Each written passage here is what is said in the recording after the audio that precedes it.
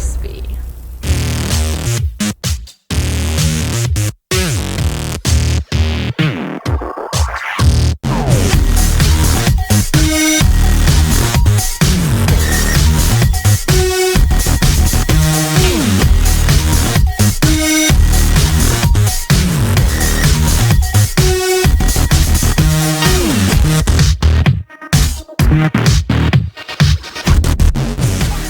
Hi y'all, and I am back for another episode of Figures in Action.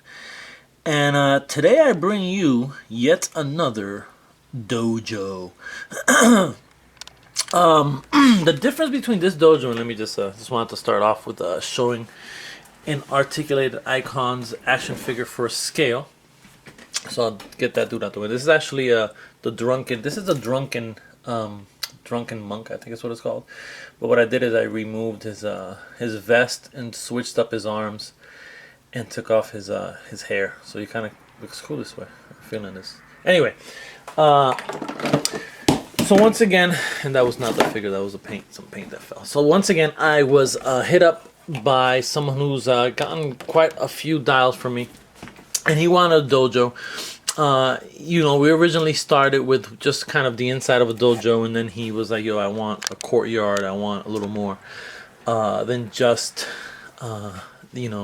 a corner of a dojo or what have you, as I've built in the past. So this is similar to the Red Rocket Fallout dial that I created. It's kind of encased, except it doesn't really have a ceiling. There was no ceiling as part of this build, but it was cool to actually work inside of a room and have to deal with four walls and so forth. So let me see, what's the best way to start this? I feel like there's a lot happening here. There's a lot happening here. So all right, first and foremost, so we did is we created kind of a courtyard, kind of a situation where there is a front to this dial, or to this dojo rather. And what I did is I bought, this is just that kind of fake turf grass that you can find. I actually found this at AC Moore, and this is just for builds, for miniature builds. They have this, they have like a sandy one, and it just comes in a rolled sheet, so I just glued those pieces together. Wanted to kind of give it a little bit of a step up, which meant that I had to lift up the dial itself. So the dial was sitting on some other foam to kind of make it a little bit taller, and it's not so flat on the ground or on the surface, so that it gives it that step.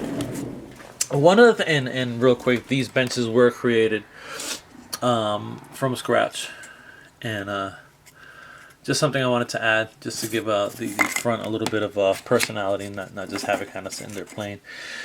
One of the great regrets that I have in dial building is I had created a dojo for my boy Dave BX, and the door was a one piece. And I took it. I was going to New York Comic Con, so I hand delivered the dojo. And after I hand delivered the dojo, and I think we got to our room, I was looking at something, and then I saw.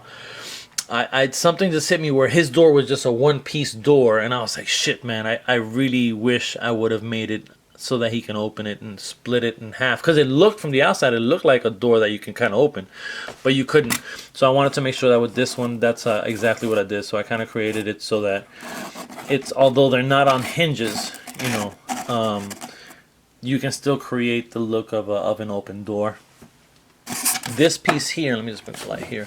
This piece here, this door is just basically a piece of foam split in half. Not the easiest thing to do in the world. I mark them up, and then I cut a little bit here, cut a little bit there, and I just keep cutting until I split them in half, and then what happens is that it's not perfect, so you have to sand it down. So it's a little bit of a process to create these doors. It took me a little longer than I wanted to. But I'm glad that I did. I'm glad that I put the vellum paper. I actually had one on Instagram and asked people what they thought, how it would look, almost like a poll, if they thought it would look better with or without vellum. And everyone pretty much said vellum, except for my boy Snaz, who said I should do like a roll down curtain type deal, which was a great idea. And actually, I'm gonna save it for when I do a dojo for me. But I just didn't want it. I just don't think it would have worked with this particular dial. So yeah, so the doors can be removed.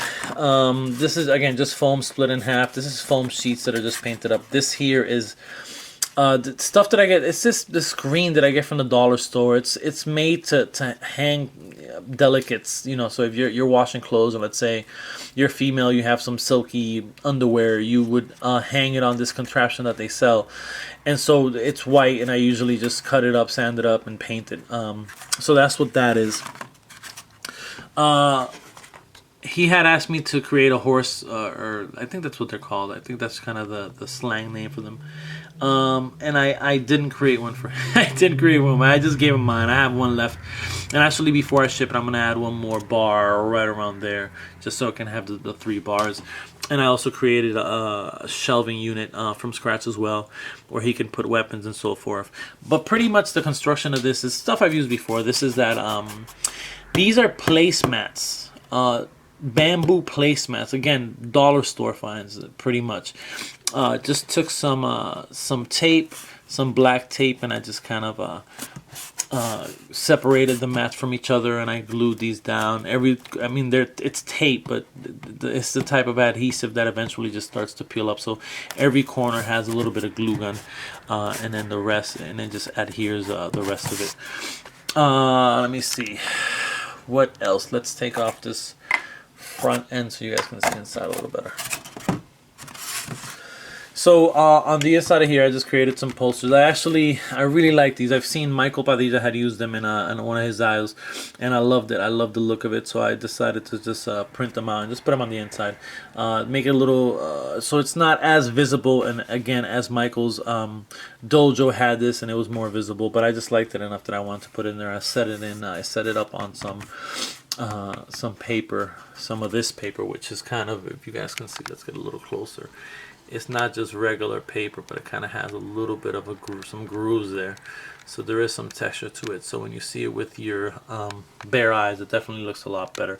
Same thing with the cream type paper. Not sure if you can see it there, maybe not as well. But it has that same texture. I took, it's not balsa wood, it's basswood. Found in the same section, and I just wanted to put borders around the windows. I thought that would be a good look. And then started creating borders to come off of the windows, just to give it a little bit of more, you know, the dojos are usually a very symmetrical, very eye-pleasing, non-busy design. So, excuse me, wanted to create that. So I did that, and pretty much this just breaks down this wall, back wall, so pretty simple in terms of the breakdown. And you get the vellum paper, so you can light up, you know, from the outside, light it up, and you can do a lot with lights on the inside of this. So yeah, so pretty much this was the building. You know what? Should have gotten the ruler, and I will walk backwards here so I can grab the ruler. And if the camera gets a little crazy, forgive me. I'm just gonna grab a ruler so we can get some measurements real quick. Alright. Sorry about that, guys. Alright, here we go. So, it is approximately 16 inches across. It is, just the dojo itself is 11 inches deep. The height is 12 inches, is the standard height that I usually use. And then the courtyard extends another 12 inches. So you have about 23 inches total from the back wall to the front. This was just 2 pieces that I created here to bring it together, and then the way this removes, this is just one piece. Like, this is not magnetized or anything. Like, this is just permanently one piece. And as you can see, how the dojo almost sits on stilts, I guess you can say. And then all you have to do is just kind of slide that in there and add the doors and so forth and so on. This is it. This is the build. Oh, and I'm sorry, I did the same thing out here with the borders, again, to give it that symmetry. Also came in with a little bit of a different color with the doors versus the walls, just to kind of separate that a little bit. But the wall design is just kind of that wood, just those wood patterns, as is the floor where the mats aren't on. Yet another cool poster that I just wanted to kind of put out there. And yeah, man, that. And you know what? Let's take a closer look at this shelf so you guys get an idea. And this was just built from scratch, actually. This is all balsa wood. It's not basswood. It's all balsa wood. And it's these. I've created a couple of these. They're not the most difficult things, though. We just gotta make sure you do them right. In this particular case, you know, you have to. I kind of take this wood and I indent on this, and then I cut it out, and I just kind of keep doing that and just put it together, paint it, and away we go. I just have some sticky stuff here in the back to connect it to the wall so it sticks, because otherwise it won't be balanced. So Jorge, you're gonna have to kind of put some if there's gonna be a permanent exhibit or a permanent dial that you just leave out, then I would put a little bit of glue and you can just glue it on the wall. But if not, you can just put poster tacky stuff and it'll well, that's not a good example because it's leaning forward, but it'll stick right onto the wall. I also follow up with some pictures, and if you guys have any comments, questions, feel free to leave them, and I will get back to you. And I am out. Peace.